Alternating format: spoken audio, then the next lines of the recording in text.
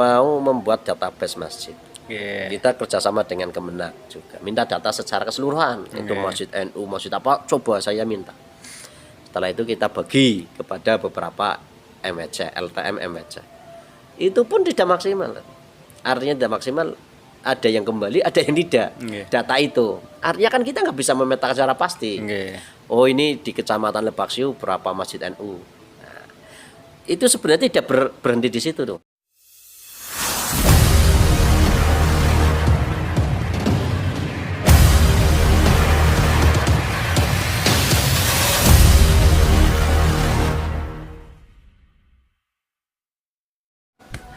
Assalamualaikum warahmatullahi wabarakatuh. Kembali lagi di channel Kula NU, kajian dan ulasan Ahlus Sunnah wal Jamaah Nahdlatul Ulama, Desa Selarang Kidul, Kecamatan Lebak Siu, Kabupaten Tegal. Ya, kali ini kita akan membahas tentang tempat yang sangat mulia di sisi Allah Subhanahu wa taala dan sangat sakral di sisi manusia, dan kadang juga sangat asing di sisi manusia pula. Tidak lain tidak bukan adalah tentang masjid. Dalam kesempatan kali ini alhamdulillah sudah kedatangan tamu di Kula NU. Beliau adalah Ustadz Ahmad Rifai. Sugeng rawuh Ustadz Ahmad Rifai. Beliau ini adalah lembaga takmir masjid PCNU Kabupaten Tegal periode 2016-2021. Dan juga sekarang Wakil Ketua Tangfidiyah MWC NU Kecamatan Lebak Siu, dan juga menjadi lembaga dakwah Nahdlatul Ulama ranting Desa Selarang Kidul. Sebelum kita membahas jauh tentang masjid, perlu diketahui bahwa masjid itu kalau ditinjau dari segi bahasa merupakan sigot isim zaman makan dari fi'il madhi sajada yasjudu, yang berarti tempat sujud. Lah, ketika ditinjau dari harfiah, maka seluruh bumi ini bisa diartikan sebagai masjid, kecuali tempat-tempat yang dilarang oleh fikih, oleh syariat kita, yaitu salah satunya adalah tempat pembuangan sampah, kemudian kamar mandi, kemudian tempat-tempat yang memang sangat menjijikkan di atas Ka'bah dan lain sebagainya. Itu kalau dilihat dari sisi harfiah. Tapi kalau secara istilahan, yang namanya masjid itu adalah satu tempat khusus yang memang dibangun khusus untuk didirikan sebagai tempat ibadah yang sudah memenuhi syarat, tentunya untuk sholat rawatib maupun sholat Jumat. Nah, tapi sekarang fungsi masjid itu menurut kami, Pak Ustadz, menurut kami itu belum sepenuhnya untuk difungsikan secara menyeluruh.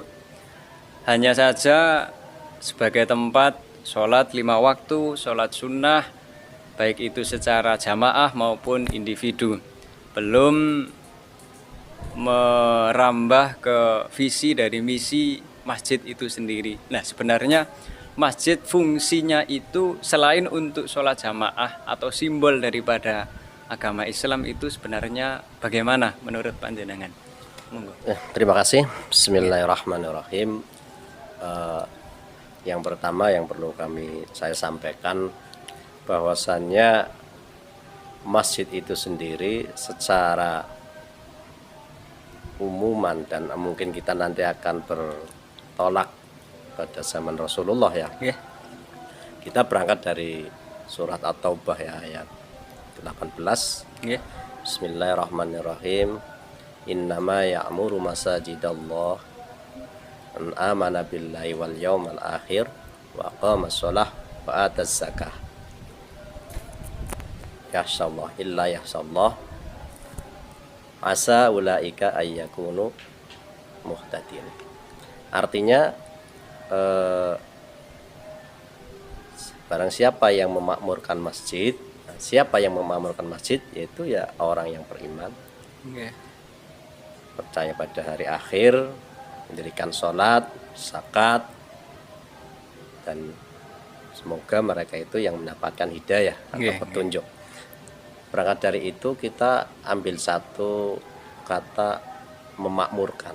Nggih. Nah, ini yang menjadi satu sorotan tadi telah disampaikan di awal bahwasanya kita masih pada tataran hanya ibadah sholat ya. Nggih. Ya. Padahal pada konsep besarnya masjid itu dahulu itu sebuah pusat peradaban. Pusat peradaban di mana di masjid itu tempat ibadah, tempat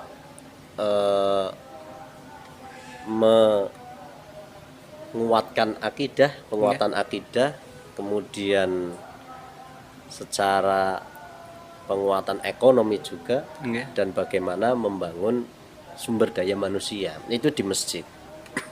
Sehingga ketika kita bertolak dari situ, tentunya kita melihat kondisi masjid kita sekarang ya, yang mungkin belum pada tataran ideal. Nah, inilah tugas kita. Bagaimana kita memakmurkan, tentu bukan hanya sebuah tempat ibadah saja. Nah, kita harus bisa mengangkat potensi-potensi lain di masjid. Tadi ibadah sudah jelas. Kemudian kegiatan sosial ini yang perlu terangkat. Kemudian yang ketiga kegiatan ekonomi. Nah, karena kita berharap dari beberapa item ini menjadi satu kebangkitan secara nasional. Nah, kebangkitan apa? Kebangkitan kemakmuran Negara Kesatuan Republik Indonesia. Berarti dalam masjid itu kan kalau saya pahami selama ini mungkin yang harus ada kan tadi salah satunya adalah imaroh, kemudian idaroh, kemudian riayah kan ngaten. Ya. Nah, kalau mungkin idaroh semuanya sudah nggih. Kalau riayah juga sudah lah. Bagaimana cara merawat dan juga membersihkan masjid selalu ada. Itu, tapi ya. kalau kemakmuran itu kemakmuran yang bagaimana yang harus dilakukan oleh warga Nahdliyin. Jadi kan apakah ketika jamaah itu banyak itu sudah disebut dengan imaroh, atau gerudak-geruduknya yang banyak, yang sering, atau bagaimana? Nah, Imaroh yang jenengan maksud itu.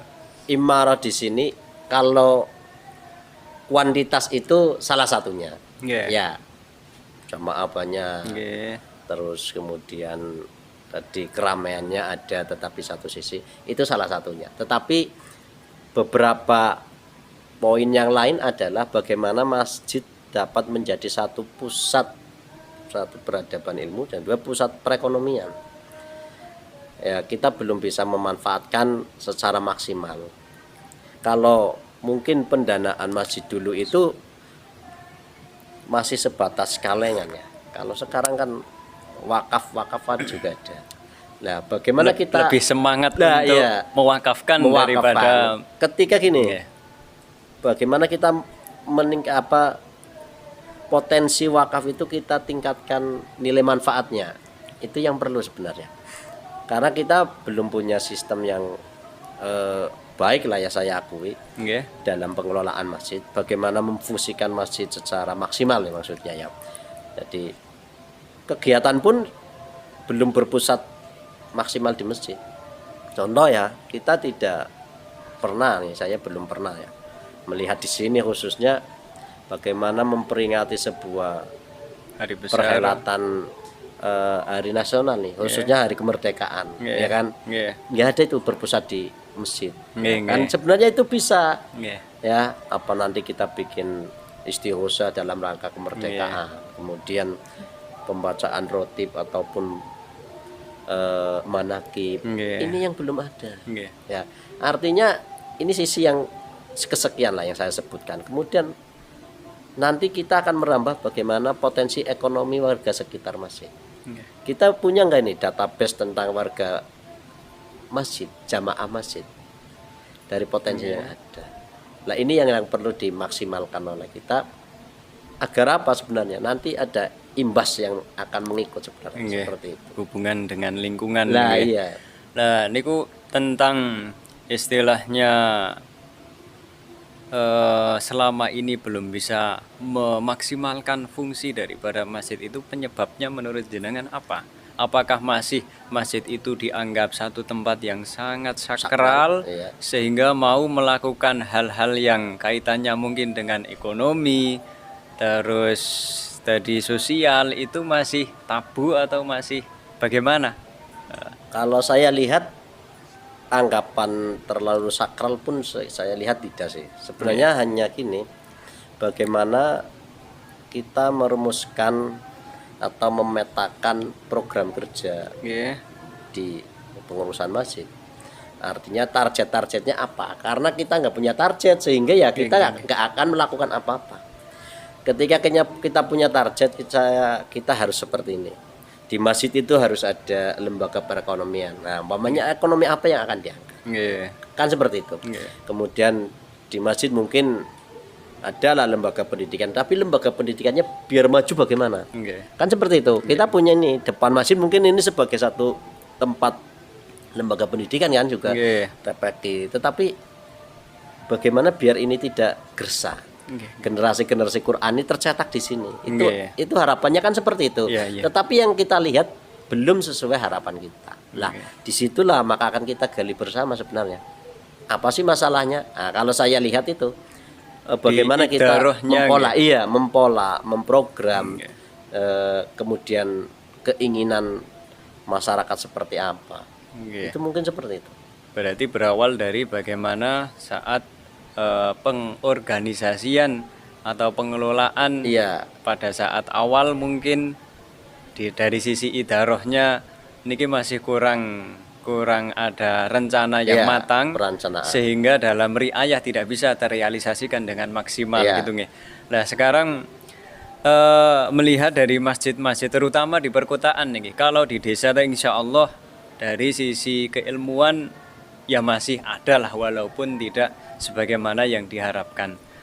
Dari sisi perkotaan itu kadang masjid malah justru dijadikan pendidikan yang istilahnya tidak sejalur dengan aliran Ahlus Sunnah wal Jamaah Nahdlatul Ulama terutama. Niku penyebabnya menurut panjenengan bagaimana? Yang mungkin selama ini jenengan bergelut di LTM sehingga bisa mengetahui masjid-masjid mana yang haluannya ini bukan Ahlus Sunnah wal Jamaah dan akan merusak anak bangsa. Nah, ini menarik. Kenapa saya katakan menarik? Karena kalau bicara masjid yang beda dengan Nahdlatul Ulama itu kan tergantung yang membangun masjid itu siapa. Nggih. Nah, yang menarik ini kan kadang yang awalnya itu milik Nahdiyin Nggih. berubah menjadi kepemilikan atau yang mengelola bukan Nahdiyin. Yeah. Nah, inilah kesalahan pada kita secara organisatoris, patut kita mengakui kesalahan itu. Yeah. Kenapa? Karena database yang mungkin kita miliki belum matang. Sehingga kita tidak tahu bagaimana cara menjaga masjid. Kita gamang. Gamang niku napa? Gamang itu apa ya? Ragu dalam melangkah. Nggih. Nah, melangkah menertibkan masjid kita. Ini mau kita tertibkan secara NU atau bukan ini maksud saya. Nah, makanya dulu itu saya di LTM itu dari awal periode mau membuat database masjid. Nggih. Kita kerjasama dengan Kemenak juga, minta data secara keseluruhan. Itu masjid NU, masjid apa, coba saya minta. Setelah itu kita bagi kepada beberapa MWC, LTM MWC. Itu pun tidak maksimal. Artinya tidak maksimal, ada yang kembali, ada yang tidak. Nggih. Data itu. Artinya kan kita nggak bisa memetakan secara pasti. Nggih. Oh, ini di Kecamatan Lebak Siu berapa masjid NU. Nah, itu sebenarnya tidak berhenti di situ dong. Nggih. Ketika kita sudah punya database itu, sebenarnya akan berlanjut kemana? Pelangisasi. Nggih, Kalau nggih, benar-benar kita mengakui itu kita warga Nahdiyin, Nggih. kita pelangisasi. Karena saya sudah melaksanakan pelangisasi itu di beberapa masjid di Kecamatan Bojong Malam. Nggih. Karena ada respon dari mereka buat, kita datang. Karena kan kalau penganggaran pelangisasi seluruh kabupaten kan biaya kita juga nggak Nggih, cukup. tidak mungkin. Makanya kita adakan cara kerjasama lah. Jadi saya berapa persen, sana berapa persen, nanti kita bantu Dengan kita. pelangisasi niku apakah cukup? cukup mewakili.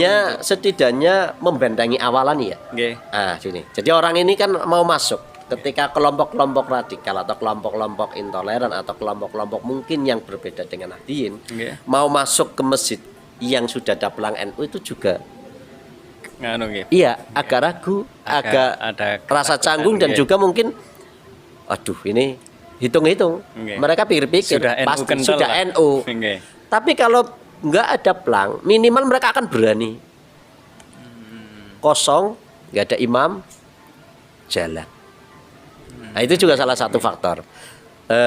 Bagaimana kita ada jadwal rutin tentang siapa yang imam, orangnya siapa, patoknya siapa, artinya siapa yang ditaruh di situ, tokoh siapa yang di situ. Itu penting.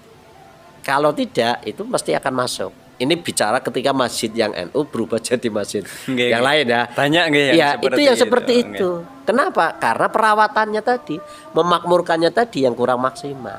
Nah, makanya kita dorong awalan pelangisasi itu menurut saya efektif banget tidak, tetapi sangat membantu. Sangat membantu untuk memetakan umpamanya pengurus NU lah ya. Memetakan oh itu NU.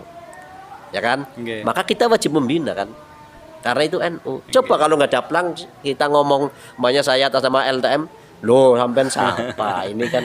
Tetapi ketika sudah ada pelangisasi ini, oh itu NU.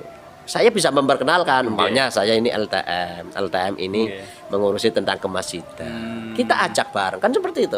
Itu minimalnya itu. Nah, itulah yang harus kita gulirkan. Pelangisasi. Kalau desa Kak mungkin ini ya aman ya, tetapi jangan sampai kita terlena karena sudah ada beberapa desa yang sudah dimasuki juga. Jadi mereka sangat karena kekosongan itu. Iya, karena mungkin tadi ya keaktifan ketika di masjid ya keaktifan di masjid. Jadi mereka kan orang-orang seperti itu biasanya jualannya jualan keaktifan. Kalau ilmu tak jauh mah, ilmu jauh ya. Tapi jualnya keaktifan, dia aktif. Mulai dari nyapu. Mulai dari nanti kalau nyapu sudah ngimami, awalan nyapu. Nanti ngimami kalau kosong sedikit, terlat sedikit saja dia berani. Beda dengan kita kan, kita kan masih monggo. Nah ini artinya ketika kita sudah di posisi itu, tawadu bagus, tapi tawadu dalam nanti kita membentengi juga harus hitung-hitungan. Karena pada saat sekarang ini ketawaduan kita dimanfaatkan oleh kelompok lain yang berbeda dengan kita. Itu teknik-teknik mereka masuk. Maka bentengnya itu tadi. Kalau secara langsung, semisal katakanlah sekarang dulu itu masjidnya NU, sekarang sudah diambil alih. Tapi masyarakat ini sudah terlanjur jatuh cinta dengan imamnya karena mungkin suaranya bagus. Karena begini, rata-rata yang mengisi non Nahdlatul Ulama itu memiliki suara yang bagus. Bacaan Quran itu agak sangat dikesampingkan. Boten dikesampingkan, justru malah membuat masyarakat di situ cinta. Ya, itulah peran kita sebagai mungkin pengurus ranting. Nah, di mana tingkatan masjid itu berada, lah disitulah pengurus harus berbuat. Nah, membentengi di situ. Yang sering kecolongan adalah kita bangun ketika sudah ada. Jadi ketika tahapan mereka nyusup itu kita masih terlena, masih tidur lah ya. Bangun-bangun kok sudah ada yang di atas, sudah ada yang di depan. Nah ini kelemahan kita. Makanya apa? Bentengi dari awal isi masjid kita dengan kegiatan-kegiatan kita. Makanya kegiatan kayak kemerdekaan, saya pernah lihat masjid di Batang itu rutinannya jelas. Bacaan manaqib ada, nanti ketika hari kemerdekaan tetap istighosah di masjid, bukan di balai desa, di masjid. Ya balai desa mungkin ada, tapi masjid itu tetap ada, dia menyelenggarakan. Dan masjid itu jelas pengurus ranting Nahdlatul Ulama. Ini sudah membuat berwibawa. Nah, artinya ternyata dengan apapun itu kegiatannya di masjid, itu juga akan satu untuk selalu terpaut dengan masjid. Kan ngoten nggih. Betul. Tadi kan dikatakan bahwa harus tidak hanya sholat 5 waktu kemudian sholat sunnah dan lain sebagainya, pengajian-pengajian, tapi juga kegiatan-kegiatan non, katakanlah non agama, Iya. itu harus dipusatkan di masjid supaya membuat masjid itu juga sangat berwibawa. Nggih. Satu berbobot. Kemudian orang itu melihat bahwa masjid itu bukan hanya sholat. Ketika memaknai itu kan nanti muncul ide-ide lain bahwa oh saya harus memanfaatkan masjid seperti ini. Nggih. Ya ada masjid yang mungkin pengelolaannya luas, ada di situ mungkin pusat kesehatan. Nggih. Ya kan? Kalau sudah ada pusat kesehatan ada Nggih, pusat ekonomi nantinya. Nggih. Itu masjid mengelola itu. Nah, bagaimana potensi-potensi itu? Makanya kita bikin grand design. Nggih, nggih. Masjid ini mau jadikan seperti apa? Kita programnya apa? Yang kita mampu dulu saja luar biasa banyak. Nggih. Yang bisa kita lakukan sebenarnya kan, yang bisa kita lakukan banyak. Nggih. Nah, itu prinsip ramekan masjid kita ketika atau ramekan dulu, makmurkan. Nah, dari masjid makmur, orangnya makmur, negara makmur. Berangkat dari rumahnya, makmurkan rumahnya, makmurkan buminya, makmurkan negara. Nggih, nggih, nggih. Jadi prinsip itu. Terus kemudian sekarang kan sudah istilah Jawanya itu ngoyot nih, sudah menjamur dengan hanya ya begini-begini saja. Iya. Ini untuk memulainya itu menurut jenengan bagaimana? Untuk memulai untuk menghilangkan kebiasaan-kebiasaan lama dan mengambil kebiasaan baru yang lebih Iya. baik. Nah, ini. Itu kira-kira gebrakannya itu bagaimana? Kalau di kita itu kan yang agak susah itu al-muhafadzah. Padahal kan NU sudah mengatakan al-muhafadzatu ala qaudimis sholih wal ahdu bil jadidi aslah. Nggih. Ketika itu bottom up dari bawah ke atas kan biasanya sulit. Nggih. Ya, ketika dari bawah ke atas. Ya kita harus berani menyampaikan ini ke yang atas biar atas ada punya greget program top down dari atas ke bawah. Paling bisa kita bikin rumusan karena NU ini saya lihat juga kelihatannya di sini sudah bagus ya, sudah bagus kelihatannya. Yuk kita secara organisatoris di kemasjidan itu bagaimana cara pembenahannya. Bersama-sama kita pikirkan, nggak usah kita lihat. Kita kan bisa memberi masukan kepada pengurus ya. Nggih. Seperti ini gimana? Seperti ini seperti. Kita programkan seperti ini, yuk kita jalankan. Ayo. Mboten, untuk keseluruhan masjid, tidak hanya mungkin di sini. Iya. Jadi kan selama ini kan masjid-masjid yang ada nggih pun sesuai dengan alurnya opo jari wong tuwek biyen kan Nah, mboten. makanya tadi dengan mengidentifikasikan masjid, maka kita punya kewenangan. NU secara organisatoris nanti punya kewenangan Nggih. mengidentifikasikan masjid. Sampai masjid NU apa bukan? Itu kan mengidentifikasikan. Nggih. Setelah identifikasi baru kita pasangi pelanggan seperti itu. Nggih. Tujuannya hanya satu. Biar kita bisa memberi satu input ke pengurus. Nggih. Karena susah, Kang. Ketika gini, ini masjid, Nggih. NU atau tidaknya nggak jelas. Nggih. Bagaimana secara mayoritas kita NU ini mau masuk secara pengurusan kelembagaan ke situ nggak bisa. Ya dimulai dari pendataan itu tadi. Ya, mamanya tingkat cabang ini data masjid NU. Nggih. Udah kita pikirkan nih masjid NU ada sekian nih di Kecamatan Lebak Siu contohnya ya. Ayo kita tempeli. Apalah kalaupun bukan bentuknya pelang tetapi sudah ada simbol-simbol NU di situ. Itu yang pertama. Kemudian nanti kalau sudah menyeluruh baru kita bicara program nih, program masjid seperti ini coba digalakan. Nggih. Itu Iku diawali dari situ. yang harus bicara seperti itu supaya nanti merambah ke masjid-masjid yang lain itu kira-kira menurut jenengan apakah lembaga takmir masjid mungkin yang sekarang Ya, itu bisa memberikan pengaruh yang semacam itu atau bagaimana? Menurut pengalaman panjenengan sebelumnya. yang perlu dilakukan ya. Nggih. Tentunya secara kelembagaan tentu PCNU ya. Nggih. PCNU dan sinergisitas sesuai dengan jargon PCNU sekarang itu kan sinergi ya. Nggih. Sinergi dengan MWC. MWC mampu membackup karena tanpa backup MWC dan ranting itu sangat mustahil PCNU dapat memperoleh database database bener-bener database nih Nggih. dari bawah, karena kalau database dari Kementerian Agama kan masih menyeluruh. Nggih. Nah, kita belum memetakan ini. Nah, itu nanti akan bisa. Karena yang sudah saya lakukan itu gini. Tadi yang saya katakan di awal. Saya punya database. Database sudah kita pecah ini kecamatan Lebak Siu, Talang, seluruh lah saja Kabupaten Tegal ini ya. Saya bagikan ke LTM-nya, LTM MWC NU. Nah, ada yang kembali, ada yang tidak, ada yang gitu. Saya nggak tahu masalahnya itu di mana ini MWC. Kenapa? Berarti masalahnya nggak jalan.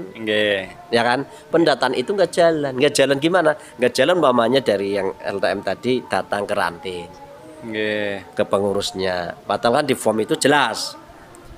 Nama masjid, alamat, pengurusnya nama siapa, nomor HP siapa. Itu jelas nanti ini NU atau bukan. Harus ditempel itu umpamanya NU. Kita tulis ini NU. Lihatnya apa NU-nya? Ya kan kita lihat Jumatnya, ya kan dari situ kan ya, subuhnya kan kayak gitu. Baru nanti kita tanya. Makanya informasinya siapa? Ya ketua ranting NU kan. Lah, dari situ akan muncul database asli. Nah, itu awalan harus itu dulu itu. Kalau kita nggak punya data itu ya sulit untuk menertibkan dan memprogramnya. Itu. Untuk membersihkan kuman-kuman. Nah, jadi nanti kan kita tahu nih, mau tak pikirkan itu masjidnya siapa, yang bangun siapa.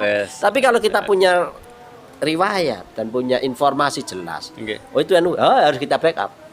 Kalaupun sudah ada yang menduduki selain Nahdien, ya bagaimana caranya biar kembali ke Nahdien. Bisa nggak seperti itu? Ya bisa. Dan dengan ada beberapa yang dilakukan, ya baik dengan damai, mungkin ada juga yang mungkin harus dengan apa ya ibaratnya sedikit keras. Iya. Karena mereka kalau yang sudah menduduki itu kan biasanya juga kuat. Nah, makanya ini sing mungkin kula janggalkan selama ini adalah ketika sudah kadung dicintai oleh masyarakat. Imam tersebut yang biasa ngisi pengajian di situ yang non Nahdien sudah kadung dicintai oleh masyarakat. Sedangkan posisi yang biasanya jadi imam yang orang NU niku wis gleweh teweh niku bagaimana? Kita harus punya strategi bagaimana menempatkan orang pengganti ya. Tadi umpamanya tadi ya orang NU yang di situ yang mungkin secara kompetensi kompetensi dan secara keyakinan kurang lah ya, kurang meyakinkan. Ya kita sebagai pengurus mesti harus memunculkan kader yang ada, masukkan ke situ. Iya kan? Kader yang ada kita masukkan ke situ. Bahkan secara organisasi kita harus bisa berbuat itu.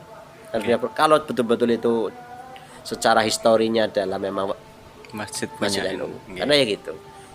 Bisa dilakukan dengan teknik seperti itu.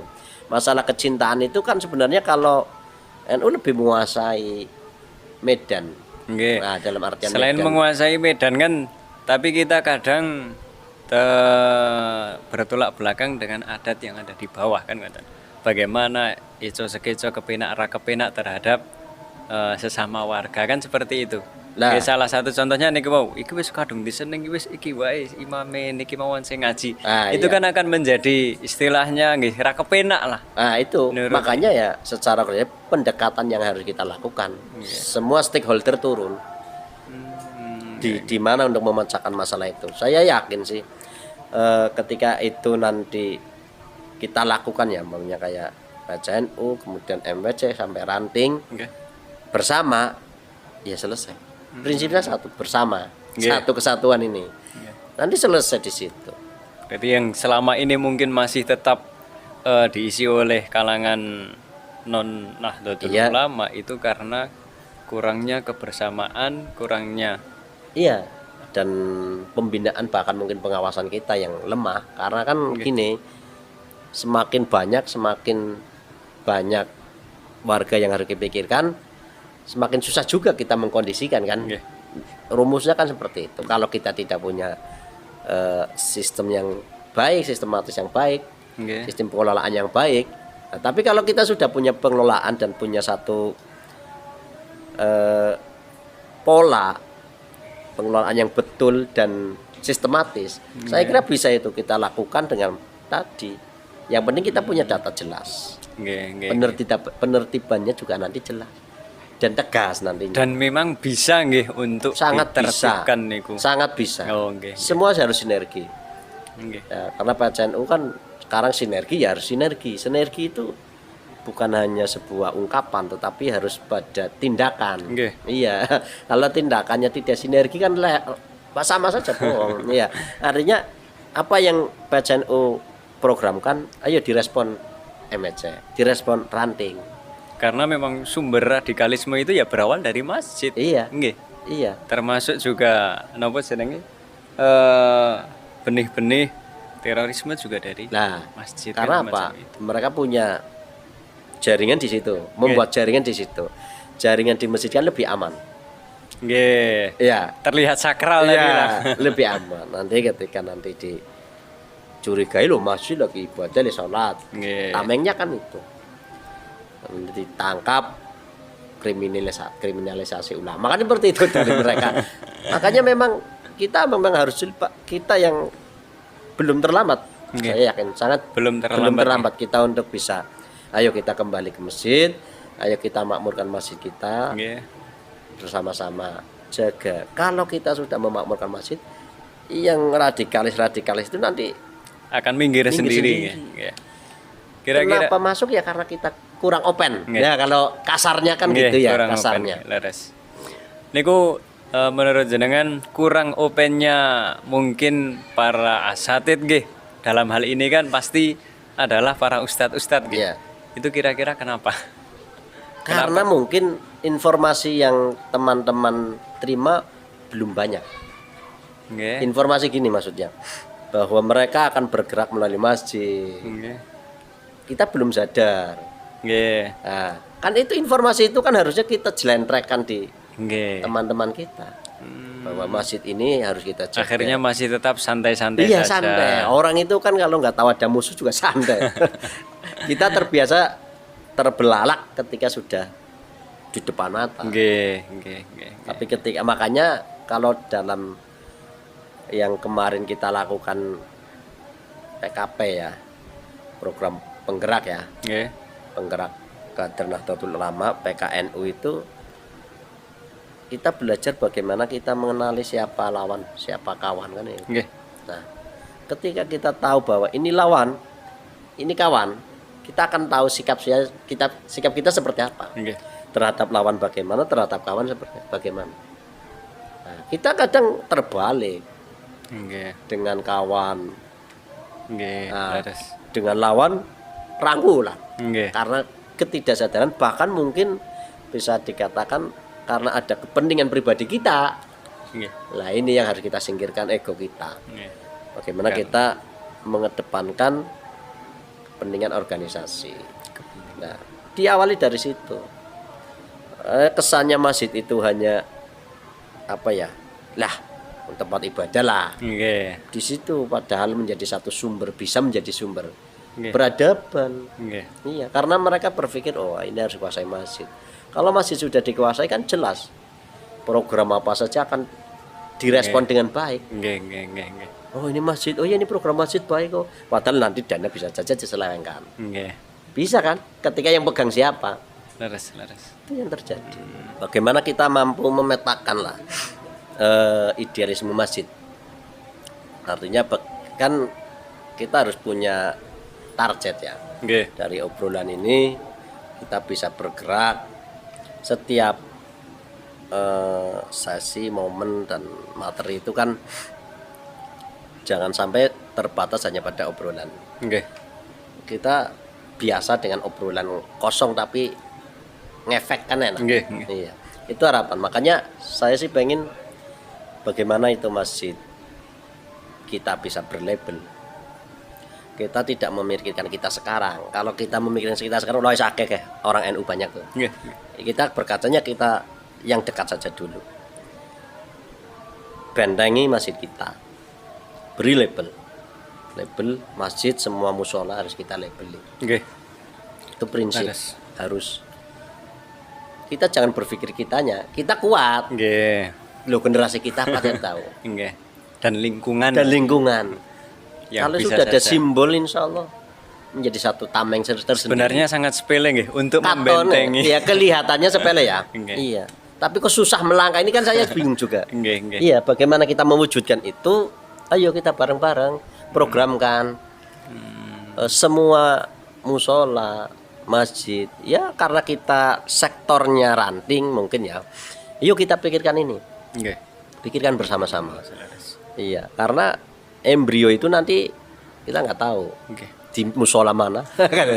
Takutnya kita ngobrol seperti ini ada musola di sekitar kita yang ternyata sudah kemasukan. Nggih. Tapi siapa yang tahu? Nggih. Karena ya gitu. Masjid kita, ayo kita kasih label. Nggih. Jangan ragu-ragu kasih label. NU sudah final. Terlepas nanti siapa yang ada di situ, Oh insya Allah iya. dengan Dengan itu enak. Lah kita nggak tahu mas. Nggih. Artinya gini. Ternyata dengan campur tangan birokrasi bisa saja pengurus masjid jadi orang lain. nggih. Bisa kan? Nggih. Yang mungkin notabene tidak tahu itu seluk-beluknya dari mana. Nggih, nggih. Karena kan mumpung kita yang pegang harus kita kuasai kan gitu. Leres. Prinsipnya itu. Nggih, nggih. Secepat mungkin. Jangan sampai menunggu kapan-kapan, jangan. Nggih. Ada dana, ayo kita garap pelangisasi musola dan masjid. Bentuknya terserah, yang penting ada simbol itu milik NU. Nggih. Simbol milik NU itu. Jelas. Minimal untuk meminimalisir Minimalisir Minimalisir, yang akan nggih. mendekat dan lain sebagainya. Nggih. Hijaukan. Matur suwun sangat Ya. Bapak Ustadz Ahmad Ripai. Pertemuan kali ini insya Allah akan memberikan manfaat yang luar biasa untuk khususnya di Selarang Kidul dan umumnya masyarakat luas Kabupaten Tegal dan seluruh warga negara Kesatuan Republik Indonesia. Saya mohon untuk sebagai penutupan untuk memberikan pesan terhadap para takmir masjid. Nah, Para takmir masjid. Monggo. ya terima kasih. Sebenarnya kalau pesan terlalu tinggi, biasanya pesan itu kan untuk dari atas ke bawah. Nggih. Kita sama-sama bagaimana, ayo kita bersama-sama para takmir masjid yang ada di Kabupaten Tegal, Nggih. Kecamatan Lebak Seo, lebih khusus Selarang Kidul. Ayo kita makmurkan masjid kita, buat penguatan-penguatan sosial, penguatan ekonomi berangkat dari masjid. Nah, jadi memakmurkan dalam berbagai hal. Pusatkan kegiatan di masjid. Ya, apalagi kegiatan keagamaan itu wajib pusatkan di masjid. Sehingga nanti masjid menjadi ramai, programnya jelas, dan munfik, orang yang berinfak, wakif dan orang yang mewakafkan ke masjid itu selalu mengalir. Nggih. Nah, karena apa? Hartanya habis untuk memakmurkan masjid. Insya Allah akan tambah, bukan kurang nanti. Masjid itu nanti kelihatannya kurang anggaran, tetapi nanti akan lebih anggaran. Nggih. Jalan terus ya. Jangan sampai wakif itu hartanya mandek, nggak digunakan ini. Kan kasihan. Nggih. Hartanya bukan gunakan sehabis ya nggak apa-apa sih. Karena itu untuk memakmurkan masjid. Kalau habis untuk masjid nggak apa-apa. Nggih. Jangan sampai ngendong tapi nggak habis. Iya kan bahaya ya. Untuk gagah-gagah. Nah, kalau bahasa sini ngaten gagah-gagah. Iya, punya kas banyak. Aduh, kalau konsep di Jogokarian itu ya, Nggih. kas itu nol, Oh. selalu nol. Kenapa? Karena gunakan dimanfaatkan untuk kemakmuran masjid, program-program masjid. Jadi nol. Tapi kan dia ngalir terus. Ngalir terus. Banyak yang berinfak terus. Karena apa? Semakin nol berarti semakin bagus dia. Tapi kalau ngandong, numpuk, lo berarti nggak ada programnya. Jangan bangga dengan Ya, jangan banget dengan jumlah kas ya nominal yang Nominal, berjuta-juta. Nggih, Tetapi bagaimana konsep itu tetap tersalurkan. Nggih. Biar yang mewakafkan itu juga berimbas, berefek pada mereka yang mewakafkan. Jadi itu saja pesan atau mungkin harapan saya terhadap takmir masjid seluruh Kabupaten Tegal, Nggih. Lebak Seo khususnya di Selarang Kidul. Ayo kita bersama-sama ramaikan masjid. Kajian kitab sebenarnya kalau di masjid online kan Nggih. bagus juga itu. Nggih, Ya, insyaallah seperti nanti. itu. Jadi nanti lebih hidup. Nggih. Karena yang Allah. kajiannya dasar saja sudah berani meng-blow up ke sosial media ya. Kalau kita punya gudang kok kenapa nggak di blow up kan itu aja. Jadi nanti pusatkan masjid. Jadi nanti ya yang mungkin pengajiannya di sini taruh di masjid dengan background yang sudah kita desain. Jadi jelas ada desain backgroundnya, nanti terlihat ya terlihat bagus. Ya, tidak kayak sorogan biasa sehari ya biasa. Mungkin itu harapan saya sehingga nanti kita bersama-sama ayo beri identitas. Yang terakhir ini, beri identitas masjid musola kita. Identitas Nahdlatul Ulama. Terima kasih. Matur suwun sangat. Demikianlah pesan-pesan dan obrolan pada malam hari ini, semoga memberikan manfaat untuk seluruh masjid yang ada di Kabupaten Tegal khususnya dan umumnya seluruh warga negara Republik Indonesia. Dan demikian kajian dan ulasan Ahlus Sunnah wal Jamaah Nahdlatul Ulama atau ULA NU pada malam hari ini. Matur nuwun sing kathah, ampun supe, jangan lupa untuk subscribe, like dan komen yang membangun. Kurang dan lebihnya mohon maaf. Hadanallahu wa iyyakum ajmain. Assalamualaikum warahmatullahi wabarakatuh. Waalaikumsalam.